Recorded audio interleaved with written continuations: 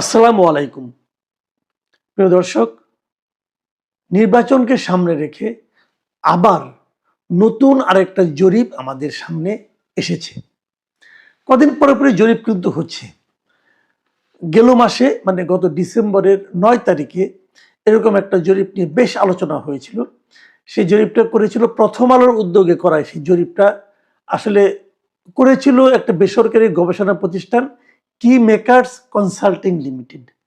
তাদের সেই জরিপ ছিল গুরুত্বপূর্ণ সামাজিক রাজনৈতিক বিষয়ে জাতীয় জনমত জরিপ 2025, এই ছিল সেই জরিপের শিরোনাম।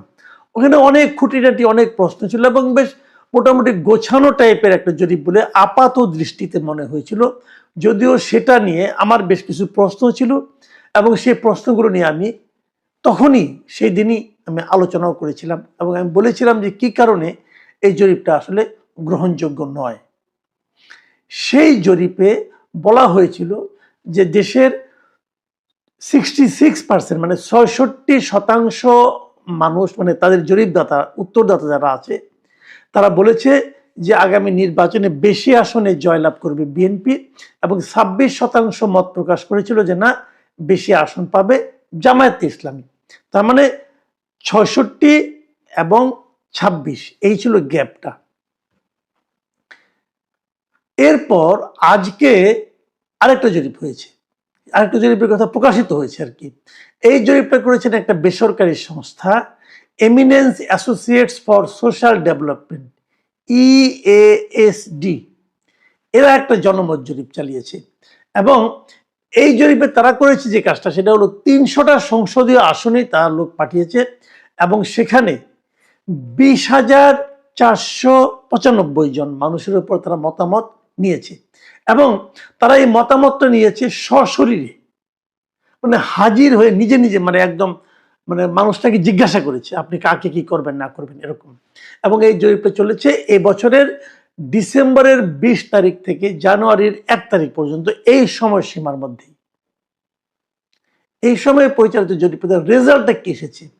রেজাল্ট এসেছে যে 70% মানুষ বলেছে যে তারা বিএনপিকে ভোট দেবে এবং 19% মানুষ বলেছে যে তারা জামাতে ইসলামকে ভোট দেবে। মানে বিএনপি এবং জামায়াতের গ্যাপটা এই নতুন জরিপে আরো বেড়েছে, অনেকটাই বেড়েছে।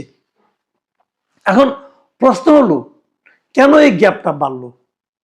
এটা নিয়ে কিন্তু আলোচনা আমরা করবো একটু পরে। গ্যাপ বাড়ানোর নানা কারণ থাকতে পারে, কারণ আপনারা জানেন যে এর মধ্যে এই সময়ের মধ্যেই কিন্তু আপনার তারেক রহমান সাহেব উনি দেশে এসেছেন,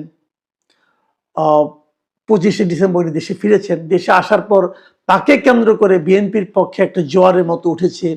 এর মধ্যে খালেদা জিয়া মারা গেছেন, উনি মারা যাওয়ার কারণে বিএনপির প্রতি মানুষের সিম্পেথি বেড়েছে। এই সমস্ত কারণে একটা মানে গ্যাপটা বাড়তেই পারে, অস্বাভাবিক কিছু না।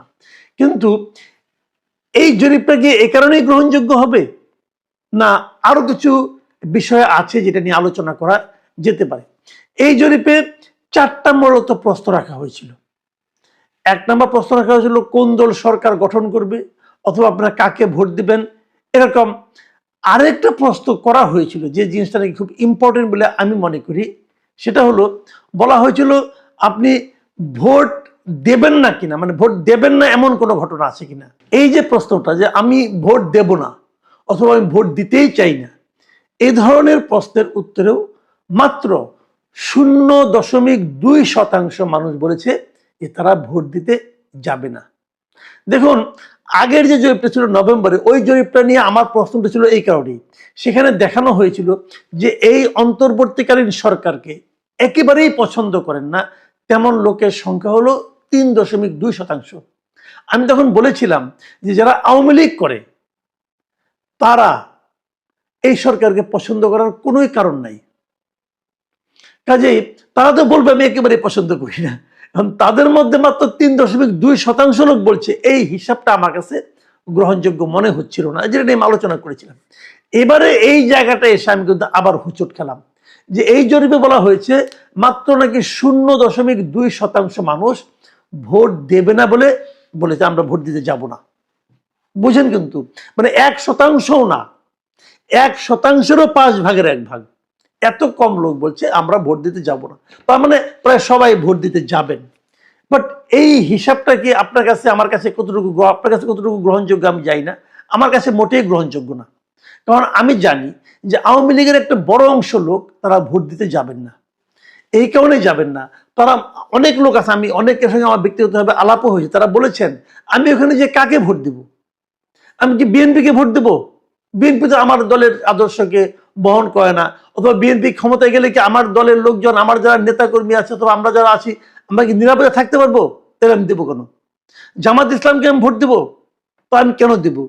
আবার জামাতকে যাও বা দিতাম, আমাদের এনসিপি যুক্ত হয়েছে, এনসিপির কারণে তো আবার দলের কর্মকাণ্ড স্থগিত হয়ে গেছে, ওদের কারণে তো আমরা নির্বাচন করতে পারছি না, তো ওদেরকে আমরা ভোট দেবো? দেব না, তার চেয়ে বরং ভোটই দেবো না। এরকম বলার লোকের সঙ্গে কিন্তু অনেক আছে। তাহলে এরা যদি বলে, জরিপে যদি বলা হয় যে মাত্র 0.2% লোক ভোট দেবে না বলে জানিয়েছে, সেই জরিপটাকে আমি কিভাবে গ্রহণ করব? আমি কিন্তু ব্যাপারটা ক্লিয়ার না, একদমই ক্লিয়ার না, আমার কাছে এটা মোটেই গ্রহণযোগ্য মনে হয়নি। আরেকটা কারণ আমি বলি, এই জিনিসটা কেন হতে পারে সেটাও আমি বলি। হতে পারে এই কারণে, এরা বলেছে যে তারা এই জরিপটা করেছে সরাসরি, মানে একদম সশরীরে উপস্থিত থেকে। এর অর্থ হচ্ছে জরিপদাতা, জরিপ গ্রহীতা একজন মানুষের কাছে গিয়েছে, যে এই 4টা প্রশ্ন করেছে, তাকে বলেছে ভাই আপনি কাকে ভোট দিবেন? উনি বলেছে আমি বিএনপিকে দেবো, অথবা জামাতকে দেবো, অথবা আপনি কি ভোট দিতে যাবেন? হ্যাঁ যাবো, অথবা যাবেন, এরকম। মজার ব্যাপার হলো, আমার অভিজ্ঞতা বলে, আমি অনেকগুলো নির্বাচনের আগে কিন্তু নির্বাচন নিয়ে কাজ করেছি, রিপোর্টিং করেছি, মাঠ পর্যায়ে গিয়েছি। সেই 1996 সাল